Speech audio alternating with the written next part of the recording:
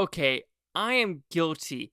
Like, I knew Beetlejuice was a fun cult-ish movie, but I am shocked at the age range in Beetlejuice 4DX.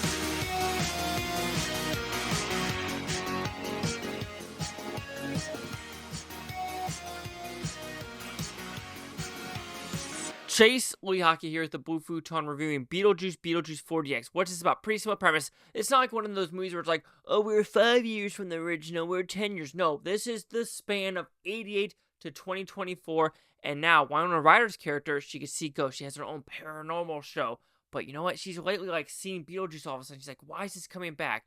But now she has to go back to the house she was as a teenager because shenanigans in her family ensued. People dying. Her daughter, not the best relationship, but she's got to save her daughter, and that's in the trailer, and she needs Beetlejuice's help to get her daughter back to the promised land, aka Earth. So let's talk about the 4DX first.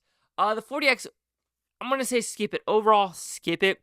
For the $7, it isn't worth it. Yes, you have some spinning of the chairs, kind of like this when there are dance sequences, and there is some rattling when there are some sporadic movements with the camera. And yes, every time there's a little bit of blood spatter, the water comes at you.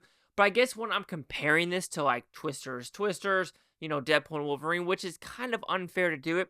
So even when comparing it to like Abigail or other horror-esque type of films, I do think that has a more predominant feel than this one. Like I said, this one you do have the slow movements going back and forth, the spins of the chairs, but don't expect the sporadic snap moment. So if you're just looking for a chill time, maybe it's worth the extra $7-8. But if you're looking for a true 4DX experience, this probably isn't the movie to pop your cherry to. So anyway, with this movie, like I said in the intro, you know, hearing about this movie coming out like even a year ago when you first saw the trailer and you're like, okay, Beetlejuice, whatever. And you're just thinking, all right, it's a culty-esque movie that, you know, some people like, kind of almost like The Nightmare Before Christmas, where you know you have the little fans. Even Coraline, I'm shocked how well that's doing right now. But even with Beetlejuice, I was thinking, okay, it has some fans here and there, just some fans. But then, you know, you see the number of box office, you're like, oh, it's going higher than 40. It's going to 50. It's going to 75. It's going to 100 million. Then you're thinking, am I missing something? Then you go to the screen, which I went to, and the age range was sporadic. It's like, I was probably one of the most younger person in the crowd. Yes, you have the good, like, you know, the 20-year-olds that are, like, into the goth stuff, like, Winona Ryder, hey, oh, yeah. And, you know, the whole Stranger Things thing, even though she's in way before Stranger Things, kind of like whole Metallica, oh, popular because of Stranger Things. But no, so this movie, you're just thinking, okay, like, it just went over my head of how, like, cult fanish and how much people actually love this film. And even Michael Keaton said the first one is, like, his best movie he thinks he's done, or the one he likes doing the most. So anyway, with this movie, if you like the first one, you're going to really enjoy the second one. It has the same cinematography, the same look, the same writing, the same type of humor. So it's Tim Burton. It's written by the same people. This one's actually produced by Brad Pitt. I found that very interesting that this was a Plan B production and Brad Pitt would produce this. I don't know. I thought that was freaking weird. And a lot of people in the audience too was like, oh my God, did you see it's produced by Brad Pitt?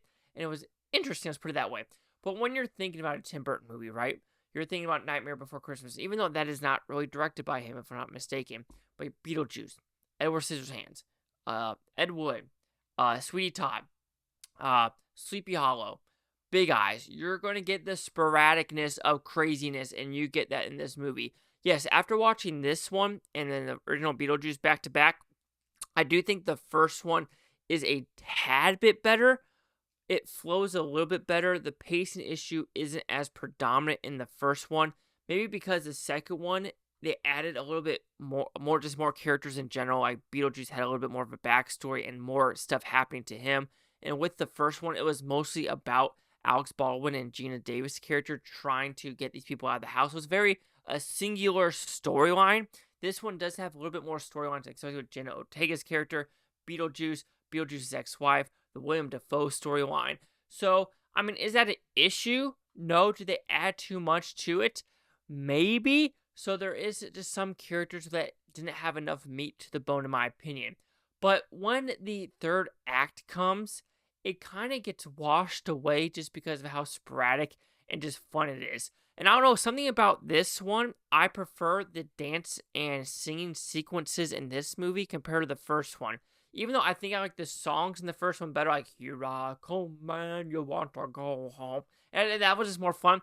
But this one at the wedding sequence, it just flowed better, and it just felt like it was more natural than the original ones. However, there were some weird scenes in... My dog's getting hot, you could tell.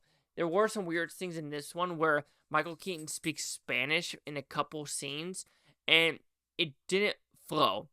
And I think that was the weird part about this. There were some things in this movie that flowed a lot better, like I said, the third act, but there are some things, like I said, when, Michael Keaton is telling his backstory in Spanish, I just don't understand why. And I think the audience was also kind of like, why are we doing this? Yes, I understand you kind of want to go bonkers with this movie, but it just felt off-putting to a point where you're just like, I don't understand the whole reasoning behind it. Yes, there are subtle jokes, especially with like protesters and like, oh, another one because they thought it was beginning to, stop oil and the oil killed them, stuff like that. So there were some subtle jabs and it wasn't politically correct, and I really liked that because Tim Burton, he doesn't care about anyone but himself. But the makeup is pretty goofy and it looks cheap, but it's supposed to look cheap. It's supposed to have that 80s, 90s plasticky feel, and it really works. So like the makeup, the costumes are pretty sweet. I could see this maybe getting a costume nomination for the Oscars, but anything else, maybe a score, because the score is bombastic, it's poppy, it's fun, and I really dug that. So if you like the first movie score, you're sure as shit gonna like the second movie score. You're gonna like that. I guess that's the thing. This is one of the simplest things. If you like the first one, you're gonna like the second one. If you didn't like the first one, you're not gonna like the second one. So overall, Beetlejuice 4DX. The weakest part is the 4DX. Save the money unless you want something like breezy.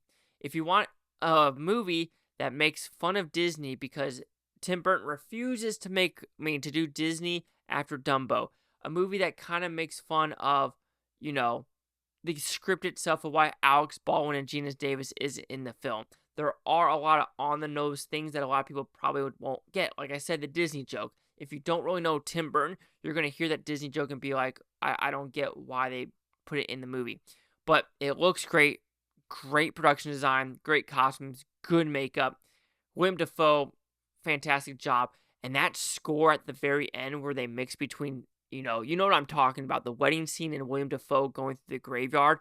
That score right there is top 10 awesomeness, how they mix it.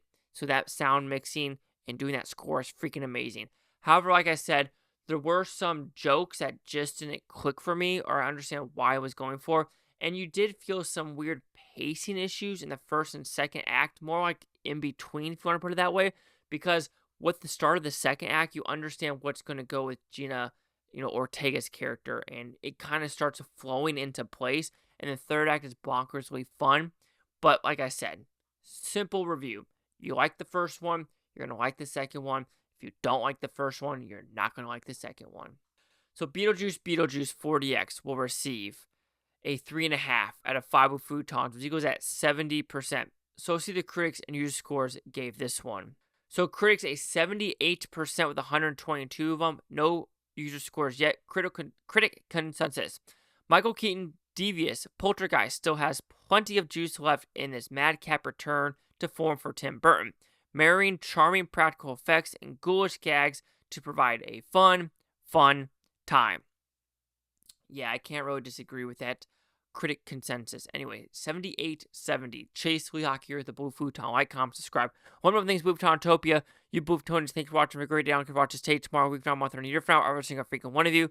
And remember, if you say Beetlejuice 3 times, he will come to try to marry you.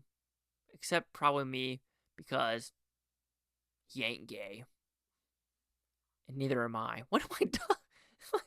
God, what an idiot way to end a video. Good night.